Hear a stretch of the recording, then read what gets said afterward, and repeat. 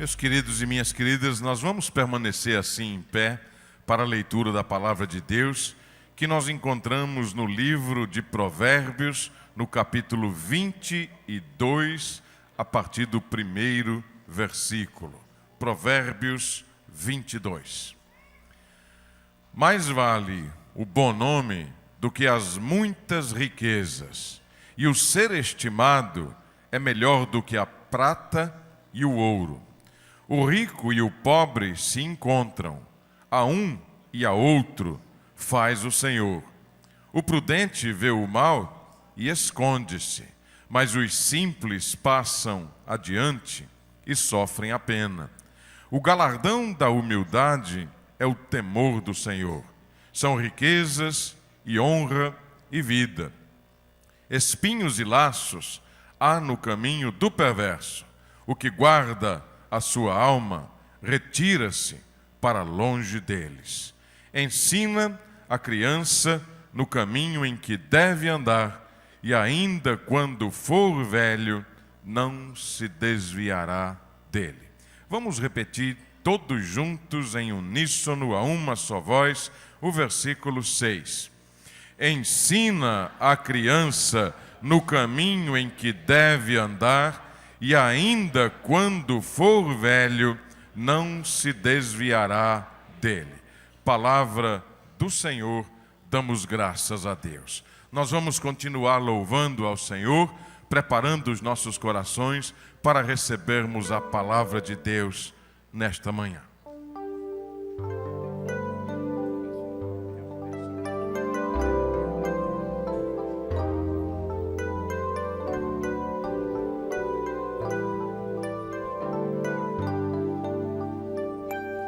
Eram 100 ovelhas juntas no aprisco. Eram 100 ovelhas que a amante cuidou. Porém, numa tarde, ao contá-las todas, lhe faltava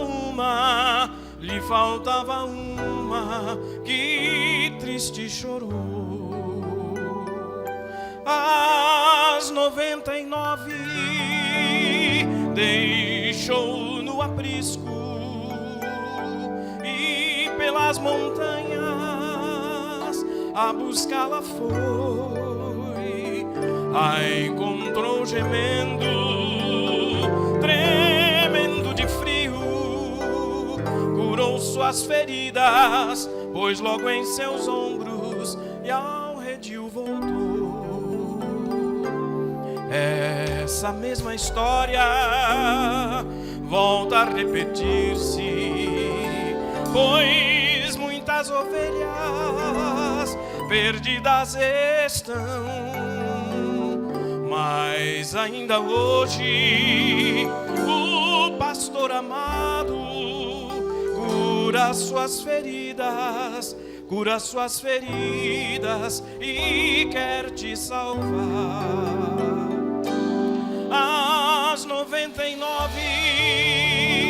deixou no aprisco, e pelas montanhas a buscá-la foi.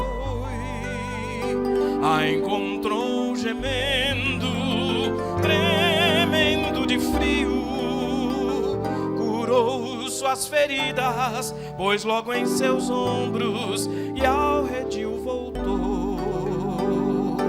As 99 deixou no aprisco, e pelas montanhas a buscá-la foi. A encontrou gemendo, tremendo de frio, curou suas feridas, pôs logo em seus ombros e ao redil voltou.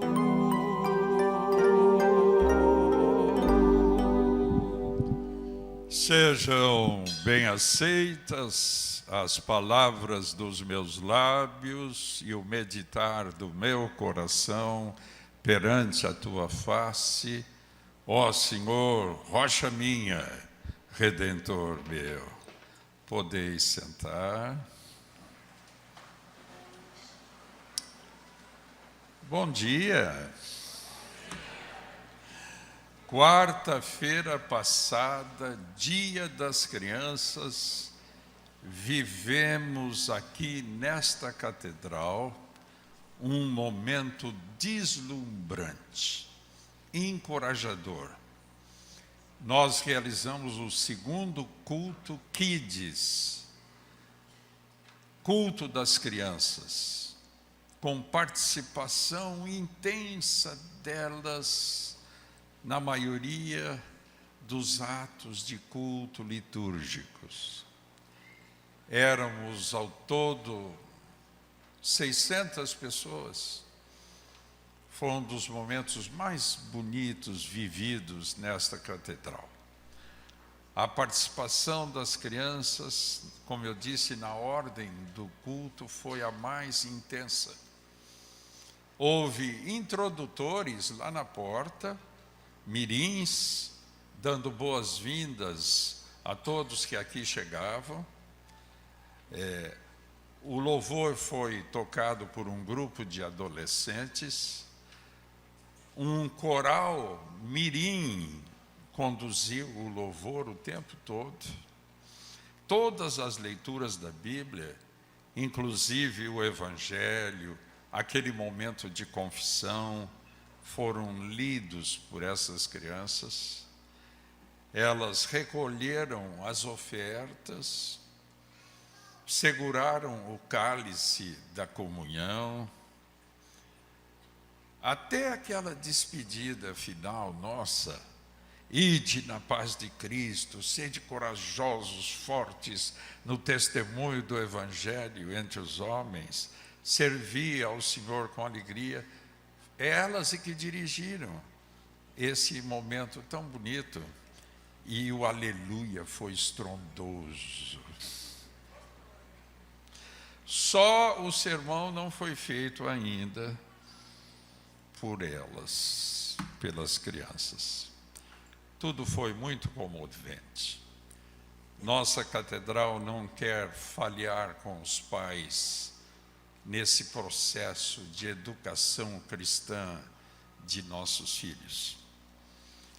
Nesse momento, nesse exato momento, lá nos chalés de aldeia, com participação de 200 crianças, mais do que isso, nós estamos realizando mais um encontro de crianças com Cristo, de 7 a 11 anos. Tiramos uma foto ontem. Olha aí. Essas que estão fazendo, mas temos 120 outras pessoas lá cuidando delas. Eu orei esse fim de semana inteirinho pedindo a Deus por elas, que não aconteça nada que desfigurasse esse momento tão importante. Lá elas aprenderam que Jesus Cristo é o caminho, a verdade, a vida, que é a vereda mais excelente da nossa existência, a razão da nossa felicidade. Essa é a maior herança que nós podemos deixar aos nossos filhos, fazê-los conhecer Jesus nesta terra. Disse um poeta cristão: dá-me os 10 primeiros anos de uma criança e os demais anos serão vividos sob os ensinos de Cristo. Mas a Bíblia tem a sua maneira própria de dizer a mesma coisa. Vocês acabaram de ouvir agora. Instrui a criança no caminho em que deve andar, e até quando envelhecer, não se desviará dele. Pois bem, esses dois acontecimentos, o culto Kid, esse encontro de crianças, eu mudei o meu sermão hoje. eu quero falar da importância da educação cristã dos nossos filhos.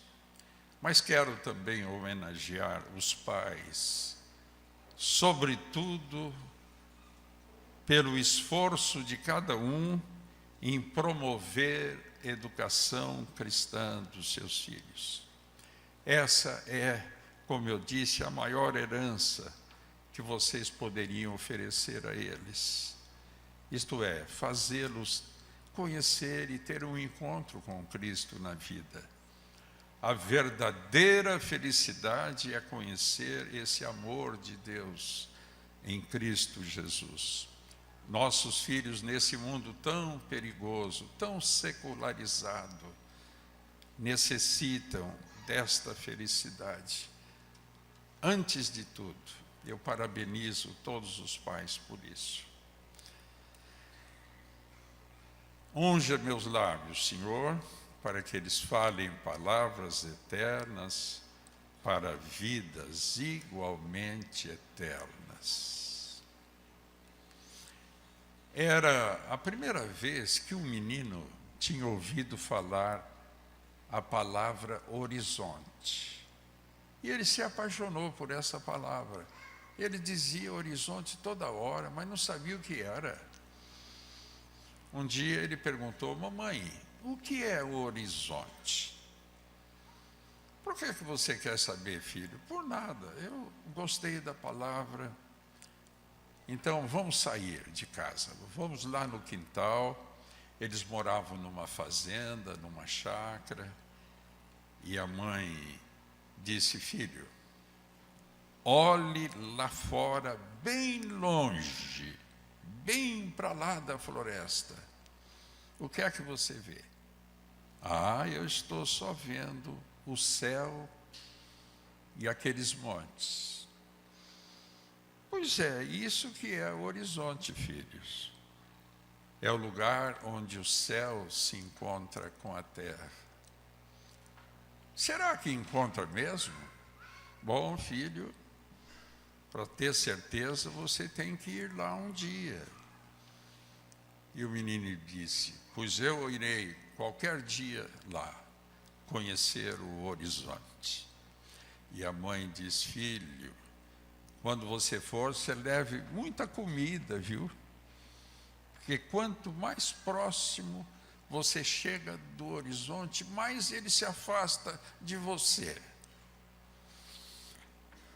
Passaram alguns dias, semanas, meses. O desejo do menino de conhecer o horizonte aumentava. Um dia ele não aguentou.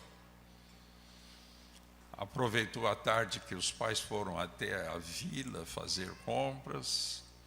Ele colocou o pé na estrada e, levando uma machadinha, e sem também esquecer de levar muita comida. E assim começou o drama do menino que saiu para procurar o lugar onde o céu se encontra com a terra. A direção que a sua mãe indicou passava pela floresta. Ele teve que deixar a estrada, embrenhou-se mato adentro. Com uma machadinha ele ia cortando os cipós e os galhos secos. Mas uma coisa preocupava o menino.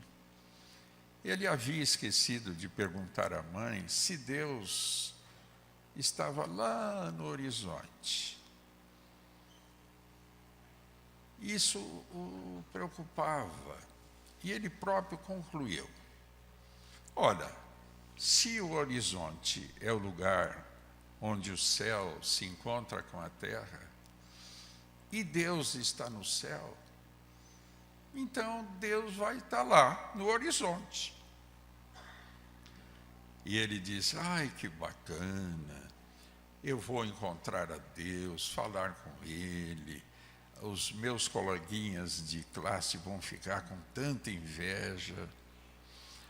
De repente, a noite abaixou, naquele arvoredo, o menino já cansado de andar, o horizonte sumiu dos olhos dele, barrado pela escuridão da selva, o pio das corujas o assustava, começou a comer um pouco e resolveu continuar a caminhada, mesmo à noite. Mas ele não percebeu que ele estava dando um giro dentro do matagal. Quase de madrugada, ele viu uma luz trêmula vinda de uma casa. Ele se dirigiu à casa. Sabe quem foi atender? A sua própria mãe, já cansada, sem lágrimas de tanto chorar o desaparecimento do filho. Ele deu tantas voltas na selva durante a noite, buscando o lugar onde o céu se encontra com a terra, que no final, sem perceber, acabou voltando para o seu próprio lar, para o aconchego do próprio pai, da própria mãe. Queridos, essa história tão linda, comovente, é uma réplica moderna da parábola do filho pródigo que Jesus contou. Isso mesmo. O homem, o ser humano, durante a vida, fica saindo de si próprio,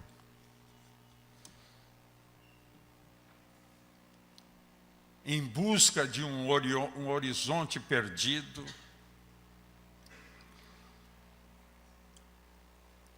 onde o céu se encontra com a terra. Ele ingenuamente pensa assim, que a felicidade está sempre longe dele, num lugar outro, eventualmente com uma outra pessoa. Ingenuamente a gente supõe na vida que a grama do vizinho é sempre mais verde. É esse desejo que flameja no coração da gente. Essa historieta para a criança que eu contei tem um recado para a gente adulta. Eu contei no último cursilho esta história. Uma senhora estava num mercado muito grande de uma cidade. Ela estava olhando para o chão o tempo todo, como se estivesse procurando alguma coisa. As pessoas ao redor começaram a olhar para o chão também. E uma delas perguntou assim: a senhora está procurando o quê, afinal? Eu estou procurando uma agulha. Mas uma agulha nesse mercado tão grande, é que a agulha é de ouro. Então, diante dessa resposta, as pessoas se juntaram a ela para procurarem uma agulha de ouro. E já cansados de procurar, se juntaram a ela e fizeram uma pergunta: a senhora sabe exatamente o lugar onde essa agulha se perdeu? É em torno daqui mesmo? Ela disse: não, eu sei exatamente onde eu perdi essa agulha. Eu perdi lá na minha casa. Na sua casa? Mas a senhora quer encontrar aqui uma agulha de ouro perdida na sua casa? Aí ela aproveitou, ela queria dar uma lição para aquelas pessoas. Ela disse: aprendam essa lição. As pessoas são assim. Procuram a felicidade num lugar onde ela não está. A felicidade muitas vezes está próxima a elas, mas elas não percebem, não valorizam. Mas quando a gente valoriza o que nós temos, por exemplo, a família, se nós valorizarmos isso, nós estaremos concorrendo para que o nosso lar seja realmente um lugar onde o céu se encontra com a terra. A casa paterna às vezes é boa, mas é rotineira. As pessoas sonham com aventuras novas que possam oferecer a vida que eles gostariam de ter. E com relação a Deus, esse sentimento revela um conceito errado de liberdade. E encontramos nesse conceito o verdadeiro significado do pecado humano. Liberdade não é fazer o que se quer na vida.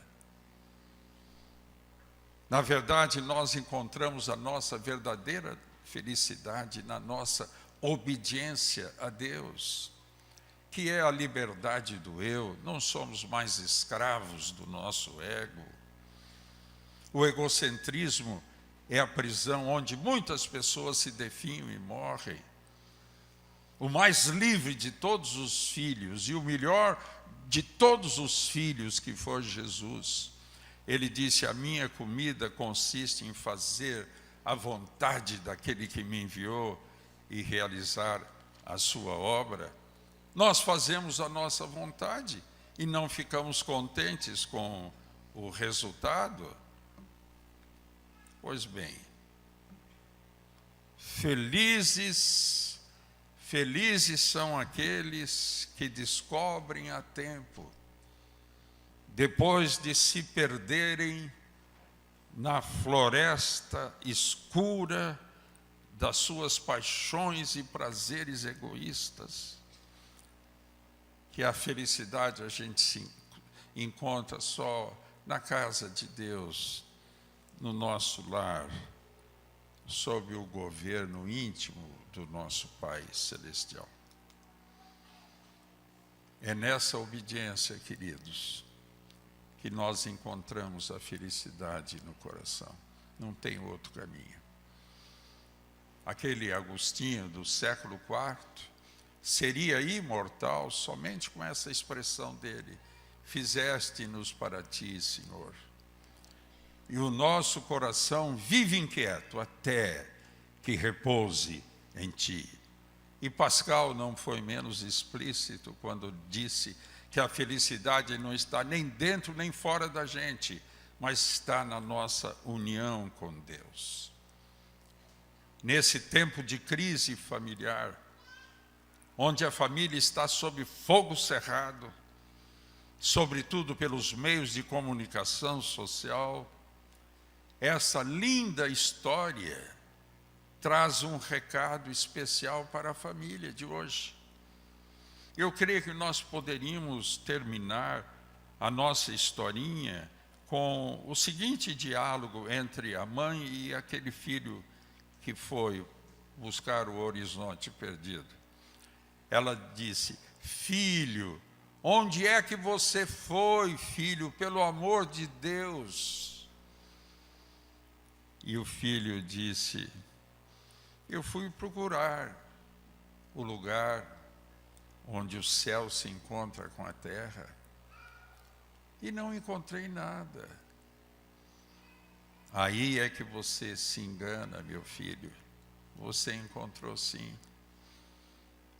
Você encontrou a sua casa, o seu lar, a sua família, o seu pai, a sua mãe, os seus irmãos.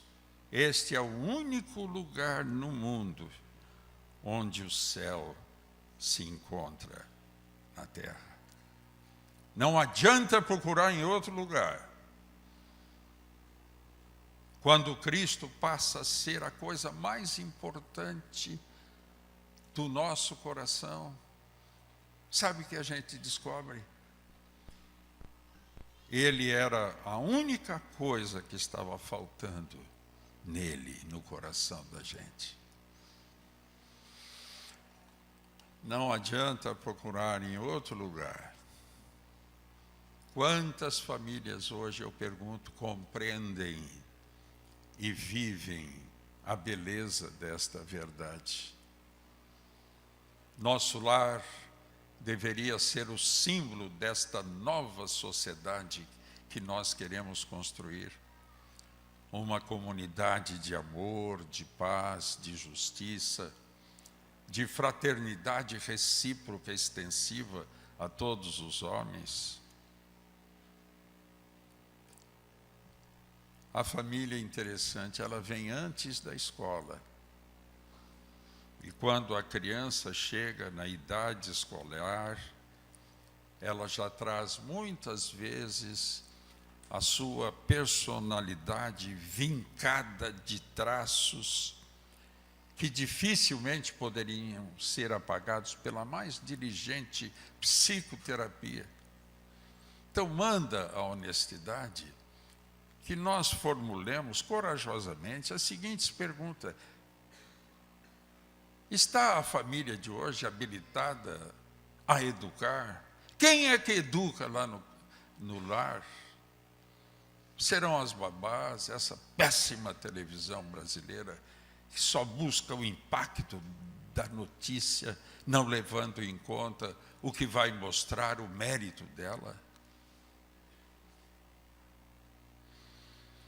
Eu tenho um pastor amigo que, quando ele vê os pais ralhando aos filhos, dizendo: "Ô menininho mal educado", ele diz que tem vontade de perguntar: afinal, quem é que educou?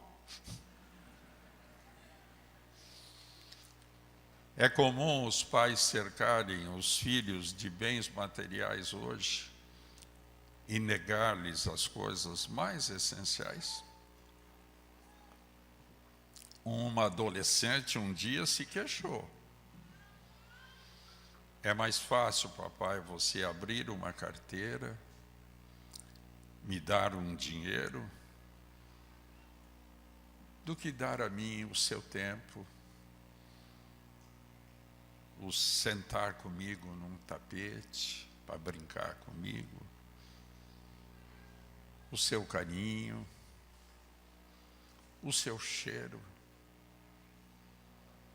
É mais fácil abrir carteira.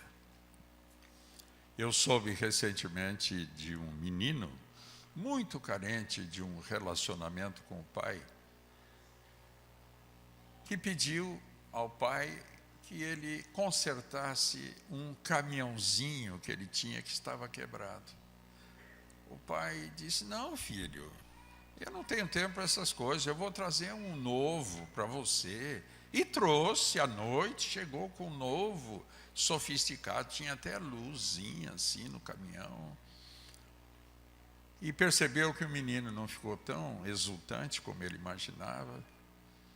Mais tarde o pai foi se recolher, passou pelo quarto do menino, ele já estava dormindo, agarradinho com o caminhãozinho quebrado. O que ele queria mesmo era uma relação mais profunda com o pai. Nossos filhos precisam mais da nossa presença do que nossos presentes. Um dia um filho perguntou: "Papai, quanto é que o senhor ganha por hora?" E ele disse, o pai informou. Passado algum tempo, o filho disse: "Papai, você pode me emprestar R$10? Para que você quer R$10, filho?" é porque eu tenho ajuntado um dinheirinho e falta só R$ 10 para completar o quanto você ganha durante o dia. Eu queria que o senhor passasse 1 hora comigo.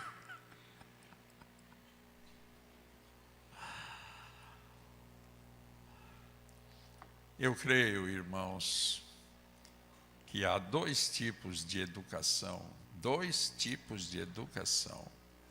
que nós podemos propiciar aos nossos filhos. 2 tipos. A educação que informa, e todas as famílias fazem um empenho imenso de colocar o filho no melhor colégio, isso é ótimo. Mas o segundo tipo de educação é a educação que forma.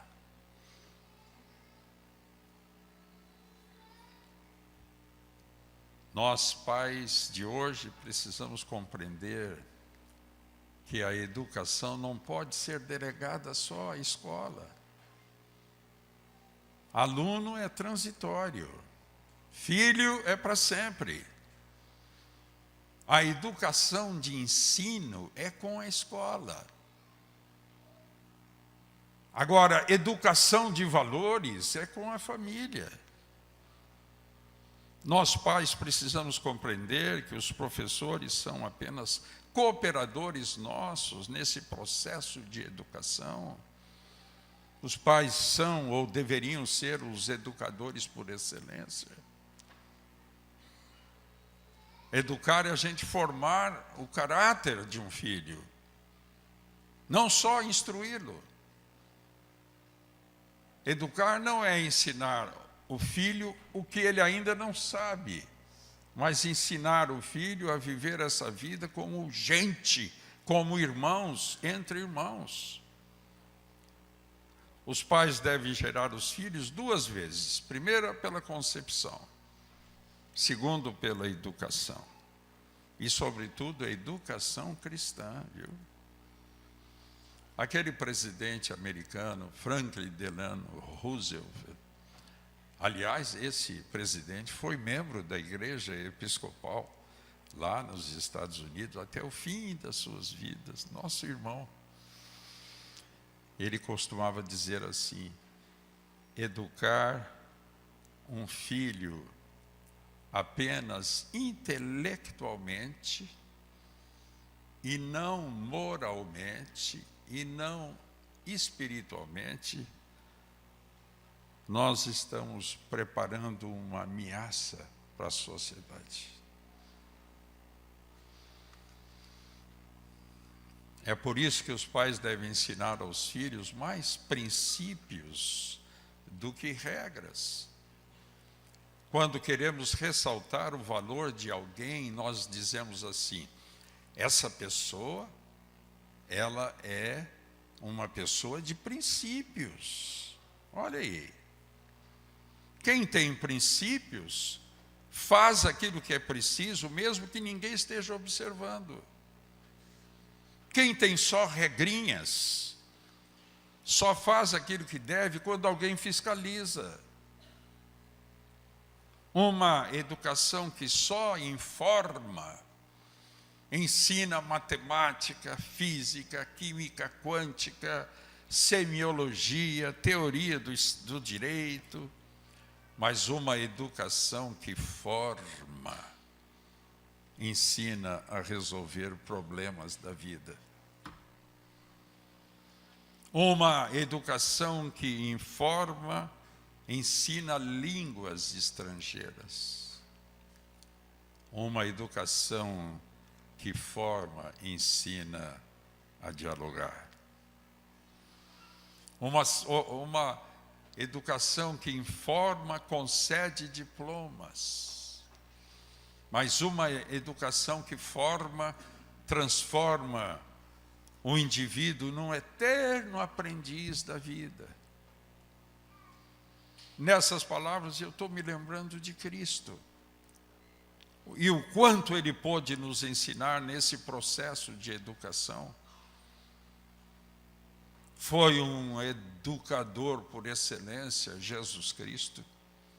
Ele convocou os seus discípulos e os colocou numa escola assim, sem muros, ao ar livre, uma academia de sábios, uma escola de vencedores. E as primeiras lições de Cristo para os discípulos, sabe quais foram? Simples, prática. Aprenda a perder na vida. Reconheça os seus limites. Não deixe que o mundo gravite em torno de você. Rompa com o seu egoísmo. Ame o próximo como a si mesmo. Não faça aos outros o que você gostaria que não fizesse com você. Promova a paz. Seja prudente no falar. Seja paciente. Não levante falso testemunho de ninguém na vida. Seja amoroso, bondoso, benigno. Tenha domínio próprio na vida. Não odeie ninguém, porque o ódio nos faz homicida. Não faça nada só para ser visto pelos homens. Não gaste sua vida só para juntar tesouros. Respeite os mais velhos. Ajunte tesouros no céu. Deixe de preocupar-se demais com o amanhã, com o que comer, com o que vestir. Não julgue ninguém. Não roube. Não adultere. Diga sempre a verdade. Esses foram os ensinos de Cristo.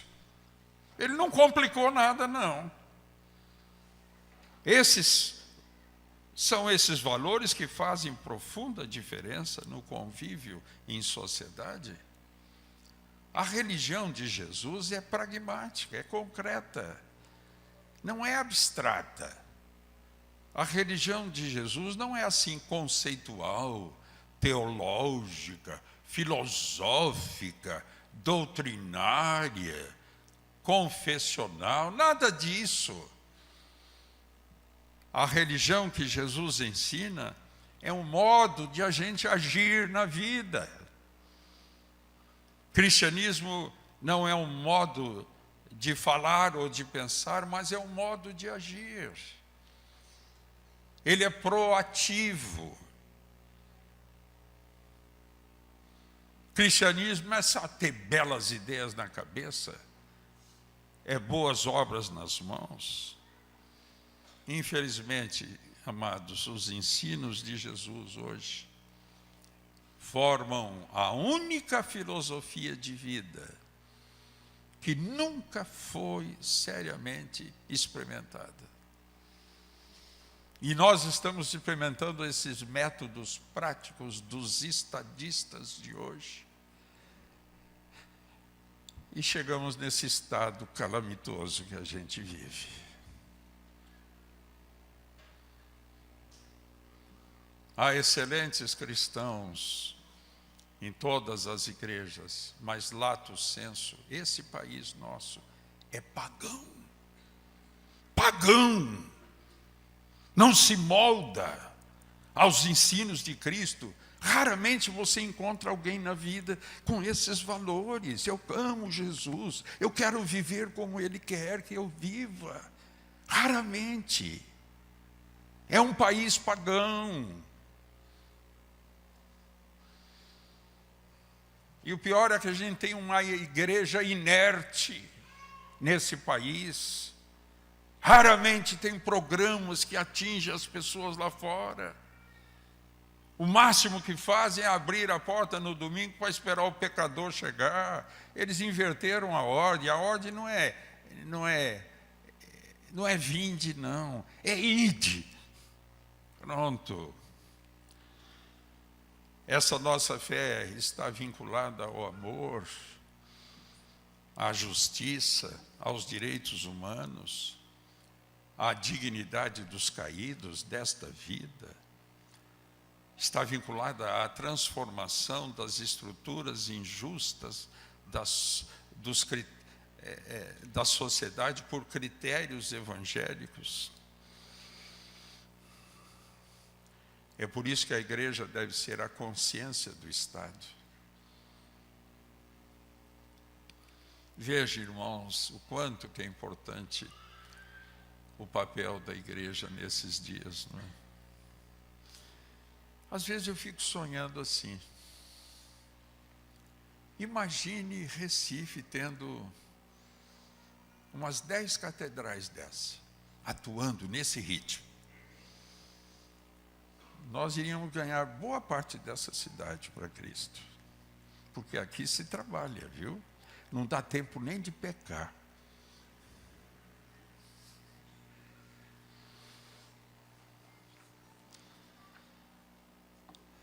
Olha, há um outdoor que eu gostaria de um dia fazer, espalhar na nossa cidade.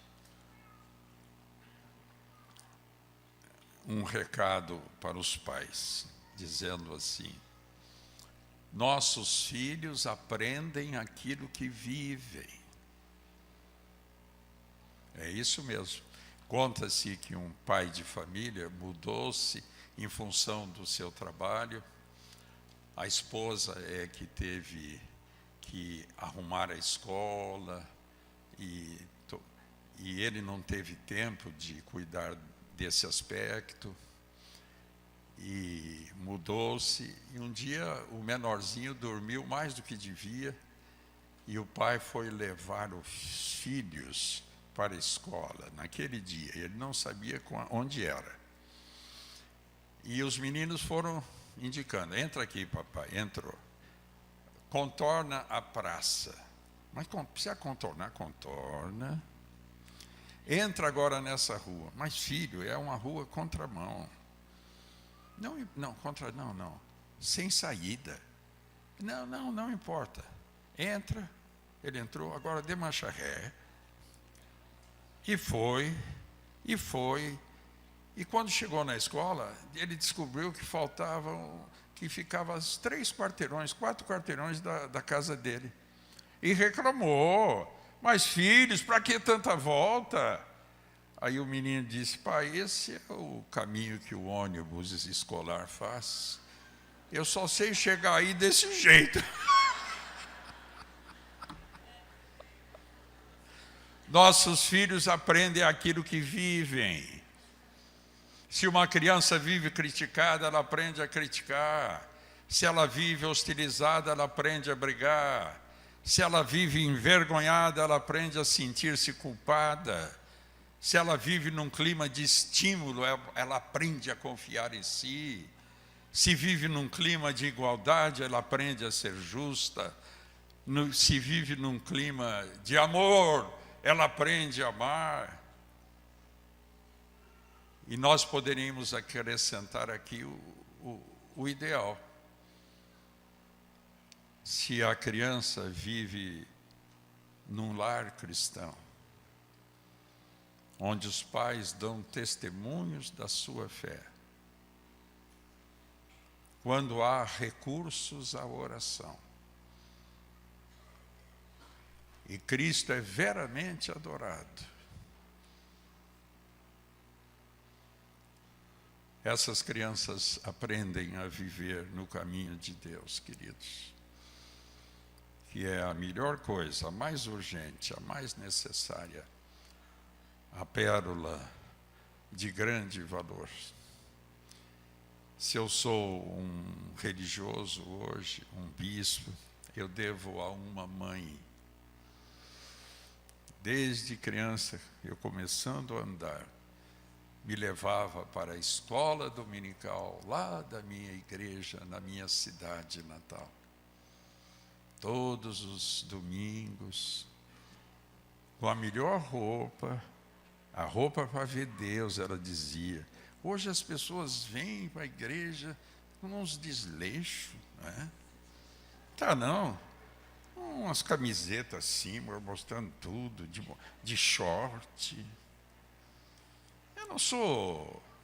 Eu não adoto a teologia do alfaiate, não, mas convenhamos. Era o dia do Senhor, dia do Senhor. A gente vem para adorar. E ela fazia isso todos os domingos, com vontade de ir, sem vontade de ir, com visita em casa ou sem visita em casa, com casa na montanha ou na praia, nós tínhamos todas.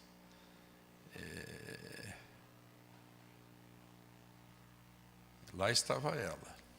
Eu estou falando isso da minha querida mãe, que partiu tão moça. Confesso que até hoje esse assunto não está bem resolvido em mim. Eu estou contando porque tem hoje um papo diferente por aí, viu? As pessoas dizem assim: eu sou autêntico, verdadeiro. Eu vou, por exemplo, numa celebração religiosa, quando eu sinto um negocinho assim, aí eu vou. Aí eu costumo dizer: eu queria que você sentisse esse negocinho assim.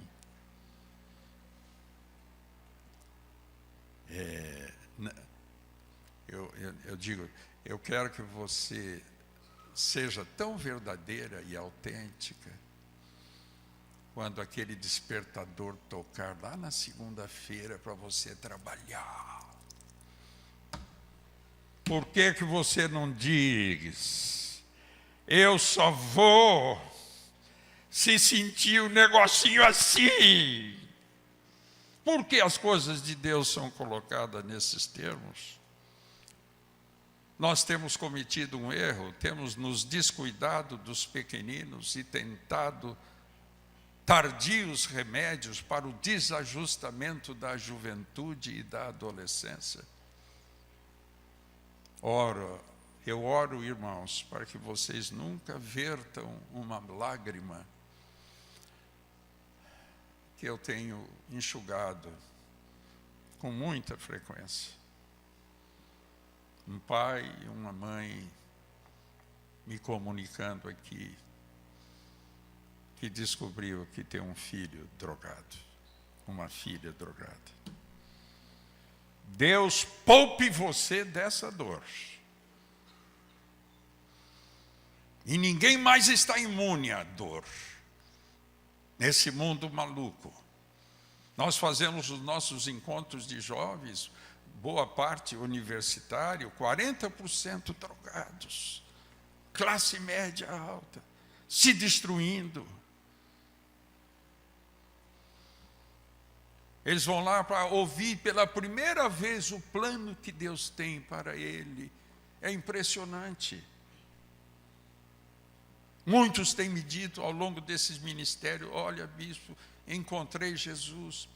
Foi a primeira vez que eu parei para entender o que Deus fez por nós em Jesus Cristo. É ou não é um país pagão esse?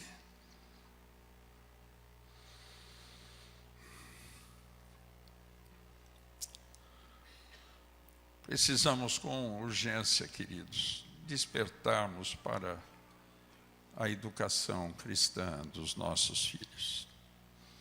Pais mais voltados para os filhos pequenos são pais mais descansados e felizes com filhos adolescentes e filhos adultos. Gosto daquele lema do ministério da Débora aqui nessa catedral. Elas dizem: mães de joelhos, filhos em pé. É verdade. Os pais que se dedicam a levar os filhos à igreja dificilmente irão visitá-los um dia num presídio. Não sei se você sabia disso. As únicas pessoas que lá no Japão não precisam se curvar diante do imperador japonês são os professores. Olha, a cultura nipônica entendeu que não há imperador se não houver professor.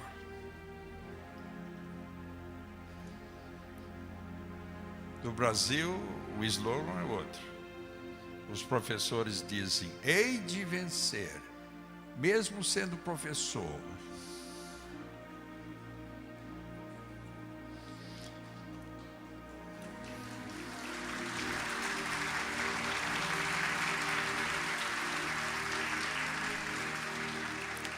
Ontem foi o dia dos professores. Eu quero honrar todos eles aqui presentes, aqueles que me ouvem pela rádio evangélica FM,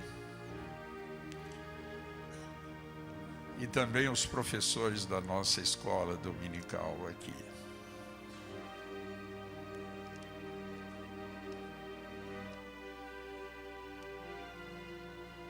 Nós temos às vezes um domingo pagão, com um dispêndio mínimo de tempo na igreja, o resto absorvido por atividades frívolas, estéreis. Um domingo onde os bancos das igrejas estão vazios e as rodovias congestionadas de automóveis. Não é de se esperar que crianças criadas num clima assim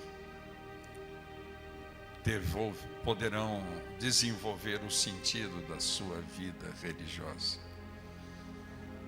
O caráter de um filho não se forma numa sequência de piqueniques e fim de semana, casa aqui, casa acolá. Os corpos voltam cansados, mas o espírito lá para baixo. É na família que a gente aprende o amor de Deus e a solidariedade humana. O testemunho dos pais cria o sentimento, estrutura o caráter, determina a ação do filho, orienta o comportamento dos filhos. Aquele poeta Olavo Bilac, ele teve um amigo que era dono de um pequeno comércio. E um dia esse amigo de Bilac encontrou com ele na rua e fez uma pergunta: senhor Bilac, eu preciso vender o meu sítio, minha chácara, aquele que o senhor já lá esteve algumas vezes comigo. Será que o senhor poderia redigir um anúncio para o jornal? Aí o Bilac: posso. E o Bilac escreveu assim: vende-se encantadora propriedade, onde cantam os pássaros ao amanhecer, no extenso arvoredo, cortado por cristalinas e marejantes águas de um ribeirão.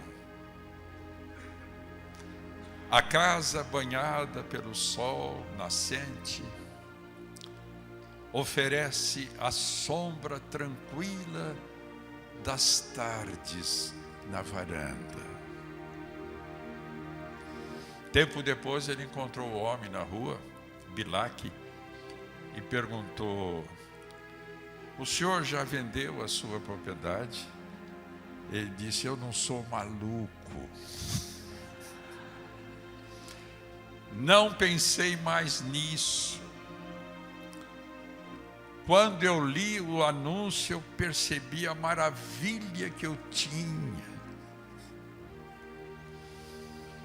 Às vezes nós desprezamos as coisas boas que nós possuímos indo atrás de miragens, de falsos tesouros.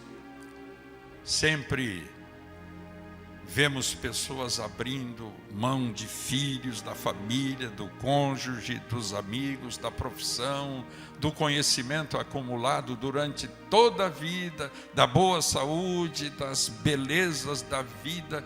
Jogam tudo isso pela janela, porque o pecado cega as pessoas.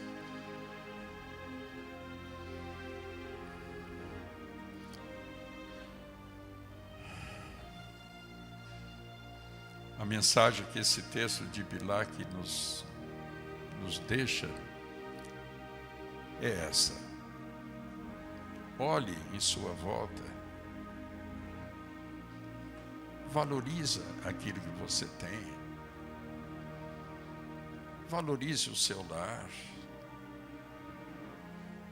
valorize as pessoas que lhe amam, os amigos com os quais você pode contar. Valorize a sua saúde, cuide dela. Tenha olhos pelas belezas da vida. Não adianta fazer um carinho naqueles que o amam só depois que morre. Elogie sempre a sua família. Valorize os programas de evangelização de sua igreja. Ela quer colaborar contigo na educação cristã dos seus filhos. Você sabia que em todos os cultos dessa igreja, nós temos escola dominical?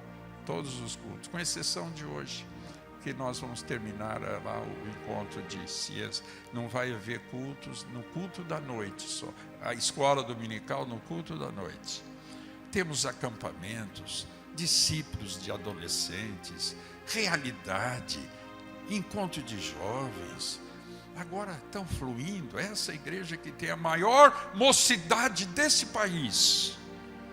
Nenhuma outra tem mais adolescentes do que esse lugar.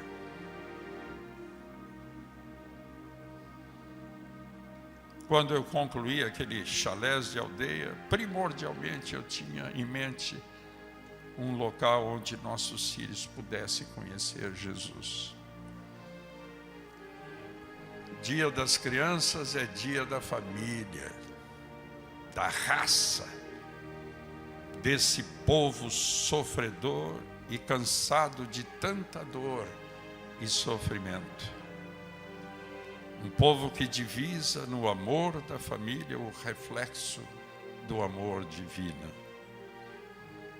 Dia das Crianças não é só um tempo para ressaltar o valor da maternidade, mas é o dia para a gente refletir como podemos contribuir para que os pais sejam mais felizes com os seus filhos. Que Deus os abençoe.